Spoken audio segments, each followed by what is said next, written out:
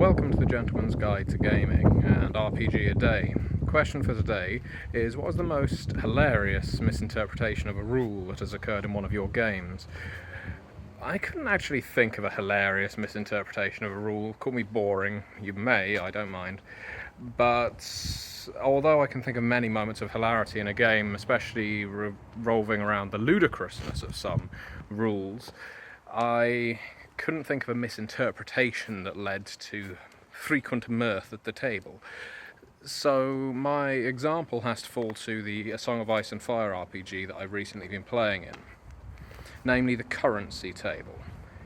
Now this is a problem with the novels as well, although it never really goes into it in a great deal of detail.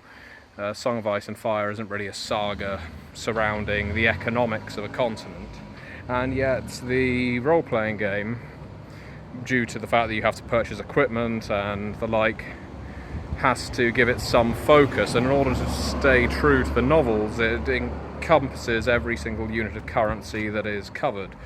And this leads to a great amount of, well, not bickering, but spreadsheets, calculation, division, multiplication, and anxiety and agony among the players who are trying to work out how many silver stags to a gold dragon, how many silver moons to a gold dragon, how many silver moons to a silver stag, how many copper pennies to a copper star, how many copper stars to a silver stag. And it wouldn't be so difficult if they were in some nice metric system, but they're not. They have their own sort of imperial measurement, where it's first of all 8 somethings to another thing, 14 somethings to another thing, and because the equipment table is all laid out in the cost of silver stags, despite the fact at the beginning of the game you're paid in dragons, that's how much your character owns and worth, you then have to quickly calculate how many silver stags that actually equates to, and the point of having dragons ultimately becomes, well, redundant. I can say that in the last session, when we were going over this in a great amount of detail, it was one of those moments where we just found ourselves in hysterics, not because it was amusing, but hysterics of hysteria.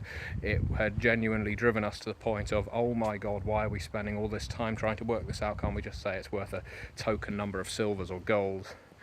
So, poor example maybe, but that is my example for today. Thank you for watching.